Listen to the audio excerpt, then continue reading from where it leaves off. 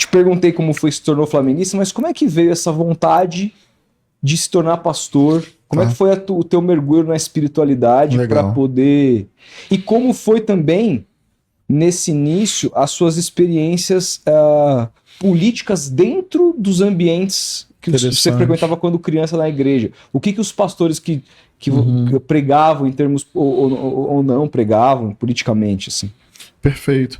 Nasci num lar evangélico, batista, desde a geração dos meus bisavós. Então vem de herança familiar. Especialmente o testemunho de fé de duas mulheres muito simples, muito piedosas. Minha mãe, Glaucia, e minha avó, Ruth. Com elas eu aprendo sobre o evangelho. Então imagina um menino, assim, bem criança, já vendo o mundo com o olhar da fé. Eu lembro de um culto no lar que a gente fazia com a vovó. Meu primeiro versículo bíblico que eu guardei, Salmo 119, versículo 11. Eu gravei com 5 aninhos. Escondi a tua palavra no meu coração para não pecar contra ti. Então, o evangelho vem de herança familiar, vem para o meu coração ainda menino, é uma base da minha vida. Na minha adolescência, eu começo a me envolver muito com a igreja. Primeira igreja batista de Niterói, que é a minha cidade de origem, embora eu more há muito tempo no Rio de Janeiro. Nesse contexto da igreja, coral de adolescentes, escola bíblica, acampamento de juventude, e numa segunda-feira à noite, num culto no lar que era organizado por jovens, tinha um certo revezamento. Você dirige o culto ou você prega, você faz a reflexão bíblica da noite. E foi a primeira vez que eu preguei o evangelho na vida. E quando eu abri a Bíblia e preparei um estudo e fui lá para uma casa num bairro chamado Ingá, em Niterói, chegou a hora da mensagem que a gente fala, e eu preguei, eu senti um prazer profundo naquilo, uma alegria de falar do amor de Deus a partir de Jesus. E não parei mais, comecei a pregar assim, cultos no lar, cultos na igreja, culto de juventude, vigília de oração, culto das senhoras, acampamento. Eu fui me apaixonando, ainda adolescente, por compartilhar o evangelho. E nesse contexto, eu já começava também a me desvencilhar de um certo conservadorismo predominante na minha igreja de formação e de origem. Então a minha referência pastoral desde o início, por exemplo, é Martin Luther King, que tem a ver com uma pastoral Reverendo para Martin fora, Luther King. Direitos humanos, direitos civis, luta contra o racismo. Então a dimensão pastoral sempre apareceu para mim como dedicação ao povo. Não como doutrina ou expansão da igreja, mas basicamente estar junto das pessoas, nem acima, nem à frente, mas ao lado mesmo, e especialmente com as pessoas que mais sofrem numa sociedade brutalmente desigual. Então meu coração de adolescente já tem essa perspectiva pastoral que tem o Martin Luther King como farol. E junto com amigos e amigas, a gente começa a ter uma certa crise. Acho que essa palavra é boa. Porque o conservadorismo predominante na nossa igreja começava a nos asfixiar emocionalmente. A gente queria falar de direitos humanos, a gente queria falar de combate à fome, a gente queria fazer diálogo interreligioso e perceber a beleza do sagrado em outras religiões. E de alguma forma isso não estava mais cabendo naquela estrutura, por isso a palavra crise. E é dessa crise que eu já estou fazendo teologia, já estou me formando no seminário, já estou sendo quase ordenado pastor, mesmo novinho, em 2012, que nasce a Igreja Batista do Caminho, que é a igreja que eu pastorei e faço parte até hoje. É uma igreja que o senhor criou. Junto com esse grupo. Foi um processo criativo e coletivo. E não foi uma dissidência, porque acabou sendo um processo formal. Geralmente igrejas batistas nascem assim, uma igreja mãe já instituída e constituída há muito tempo, gera uma congregação, essa congregação cresce, se torna autônoma e aqui vira uma nova igreja batista, e assim vai.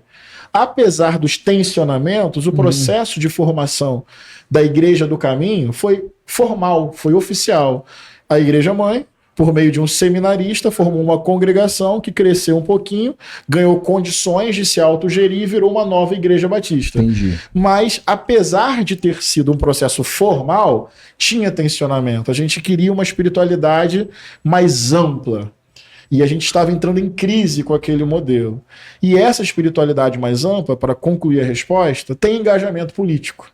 Não estou falando de partidário, isso é uma caminhada minha, pessoal, não é da minha igreja.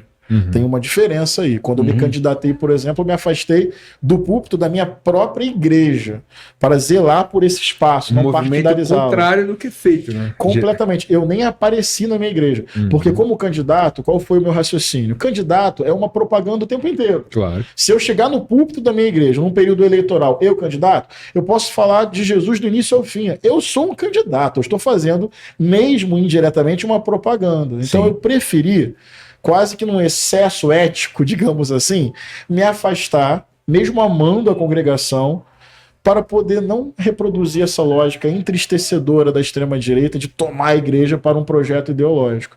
Mas eu só estou E não só isso, né? Consciência também de que a palavra de fé dentro de uma igreja, ela pode ser muitas vezes muito forte para quem está ali ouvindo. Muitas vezes o assistencialismo não chega através do Estado, mas chega através da igreja. Claro. E aí você cria relações muito particulares com aquelas pessoas que acreditam em você como um norte. Tem um poder. E aí você se utilizar disso para questões políticas, isso é asqueroso, isso é abominável. E essa é a tática de um monte de cara que estão aí, Malafaia e tudo mais. Feliciano. Marco Feliciano. E que dizem abertamente que fazem isso e não se vergonham. Não, saiu recentemente uma matéria no UOL, justamente Feliciano e eu fazendo as mesmas perguntas e são respostas completamente diferentes, e que bom.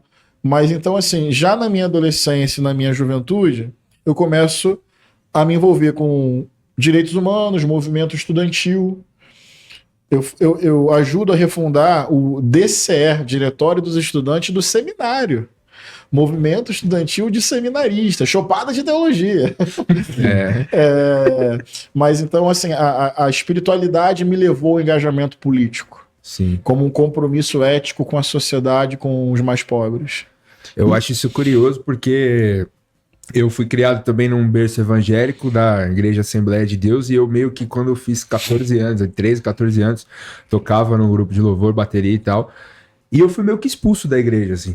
Porque eu não me enquadrava dentro desse sistema fundamentalista e moral, porque eu usava bermuda, ou porque eu não frequentava o culto que havia na manhã de domingo, então por isso eu era punido à noite de não poder tocar, e eu acabei saindo da igreja, cara. Sim. E criei meio que não um preconceito, mas eu olho os evangélicos hoje com esse olhar desses caras que sequestraram o evangelho, assim. Esses caras da extrema-direita, assim, porque o que Jesus prega é o amor, é a inclusão, é o coletivo, não o individualismo, não a riqueza, a soberba. Então, ver você falando é um alento, assim. E tem uma inversão impressionante de prioridade ou do que é essencial. Tem um texto do Evangelho que Jesus bate de frente com os religiosos, assim, da época. E, na verdade, é tão nítido perceber que Jesus se sentiu tão bem no meio do povo, da diversidade, de várias culturas, mercadores da fé. E tão mal dentro de determinados espaços. Mas tem um momento que Jesus usa uma expressão que me toca muito. Ele, desmascarando essa religiosidade hipócrita e superficial, da frieza da letra, e não do calor humano e da convivência, a expressão é: vocês não deixam passar o mosquito, mas engolem o camelo. Em outras palavras, vocês se especializam no que não é importante. Não deixa passar um mosquito. Então, as regras, a observância, o guardar isso, o fazer aquilo, nossa, parabéns. Não deixa passar um mosquito, mas engole o camelo. Só estão deixando de amar o próximo, praticar a justiça, exercer misericórdia, partilhar o pão. Então se especializaram no que não é importante e fracassaram no que é essencial.